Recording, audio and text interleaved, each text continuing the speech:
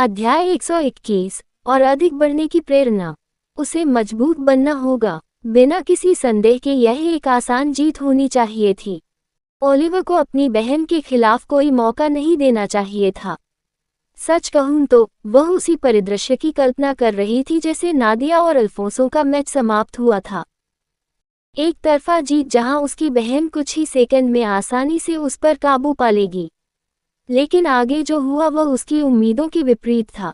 यह एक ऐसा दृश्य था जिसने उसे खुद पर और अब तक की अपनी ट्रेनिंग पर संदेह करने पर मजबूर कर दिया।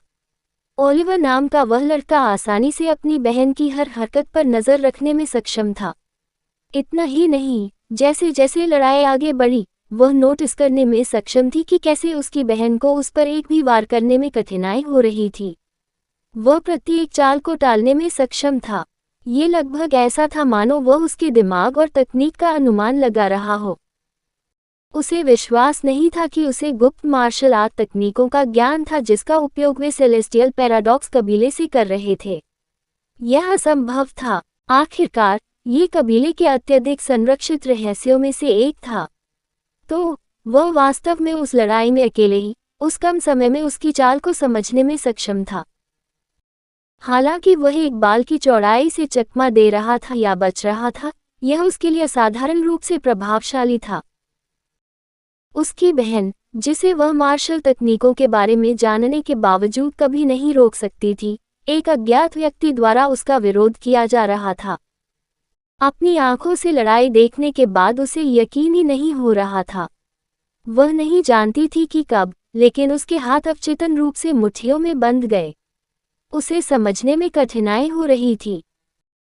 गुप्त रूप से वह उम्मीद कर रही थी कि उसकी बहन कम से कम उस लड़के पर एक वार कर सकती है जो इतना लचीला है कि वह अपने ऊपर आने वाली हर चीज को चकमा दे सकता है।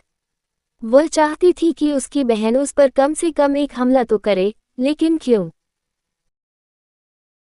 क्या ऐसा इसलिए था क्योंकि उसे बुरा लगेगा कि उसकी बहन, जो एक प्रतिभाशाली थी, इस लड़के से हार रही थी? या क्या यह उसके अपने आत्मआश्वासन के लिए था? क्या ऐसा इसलिए था क्योंकि वह ये स्वीकार नहीं करना चाहती थी कि उसकी उम्र का कोई व्यक्ति उसकी बहन के बराबर हो सकता है जबकि वह ऐसा नहीं कर सकती थी? क्या यह उसके गौरव को संतुष्ट करने के लिए था? क्या उसे लगेगा कि जीवन में इस बिंदु तक उसकी उपलब्धियां किसी लायक नहीं होंगी और वह एक कुएं की तल पर मेढक थी? वह इसे स्वीकार नहीं करना चाहती थी, है ना? वह उसकी अयोग्यता थी। उसे अच्छा लगेगा अगर ओलिवर आसानी से हार जाता है जैसे वह बेला के खिलाफ मैच में हार जाती थी, है ना?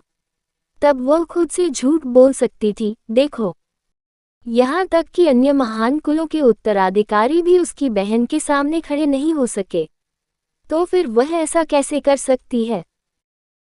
लेकिन जैसे जैसे वह लड़ाई को बढ़ती हुई देखती रही और अपनी बहन की आंखों में संघर्ष की अभिव्यक्ति और ओलिवर के शांत स्वभाव को देखती रही जैसे कि वह लड़ाई से थोड़ा भी परेशान नहीं था, उसके भीतर कुछ जाग उठा। ये लड़का ताकतवर था, या तो अपनी बहन से अधिक मजबूत या उसके समान स्तर पर। इस एहसास से उसे भावनाओं में तीव्र उछाल महसूस हुआ।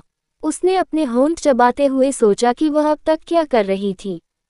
वह अपनी बहन के बराबर क्यों नहीं खड़ी हो पाई?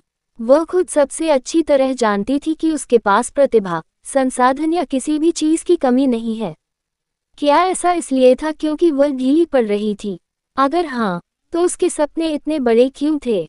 क्या वह दूसरों को आरामदायक जीवन नहीं देना चाहती थी?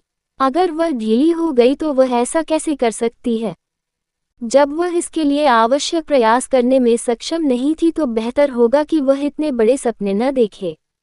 उसने उस पल में सभी प्रकार की भावनाओं का अनुभव किया। दुख, इस तरह होने के लिए। ईर्ष्या, ओलिवर की शांति और ताकत के लिए। गुस्सा, खुद पर इतना दयनीय होना कि खुद आगे बढ़ने के बजाय दूसरों को नीचे गिराने के बारे में भी सोचना।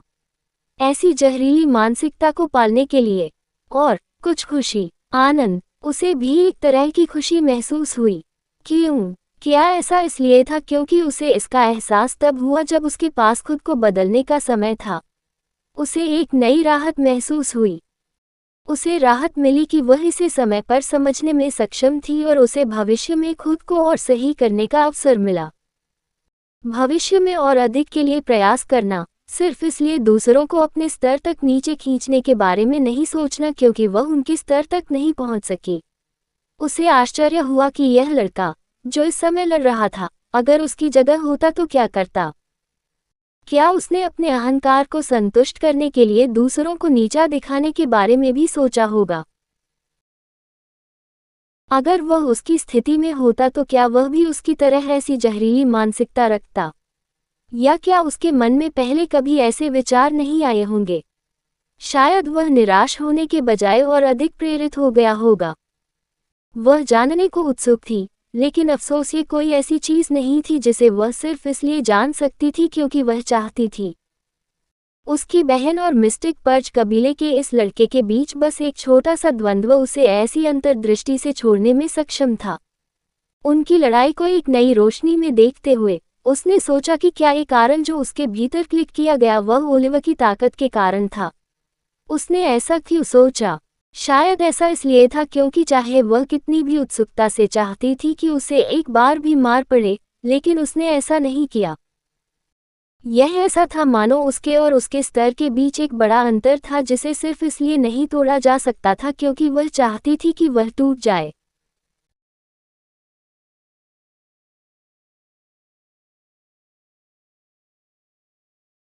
ऐसा इसलिए था क्योंकि हारे हुए लोग चाहे कितनी भी इच्छा करने, शाप देने या आशा करने की कोशिश करें, एक प्रतिभाशाली व्यक्ति को इसकी भनक तक नहीं लगेगी और वह ऊंचे और ऊंचे स्थान पर पहुंचता रहेगा।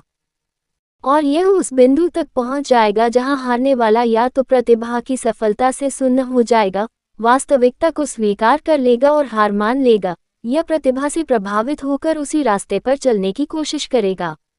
शायद वह स्तब्ध हो गई थी जब उसकी आशाओं के बावजूद ओलिवर अपनी बहन की हर हरकत का बार बार मुकाबला करने में कामयाब रहा।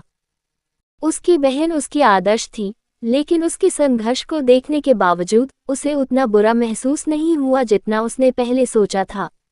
अब उसने महसूस किया कि उसके अंदर एक जलती हुई लौ जल रही है, जो और अधिक उज्ज्वल होती जा रही है। अनजाने में ओलिवर ने उसके दिमाग में एक जगह बना ली थी, एक लक्ष्य के रूप में जिसे उसे हासिल करना था। कहानी खत्म। अलविदा।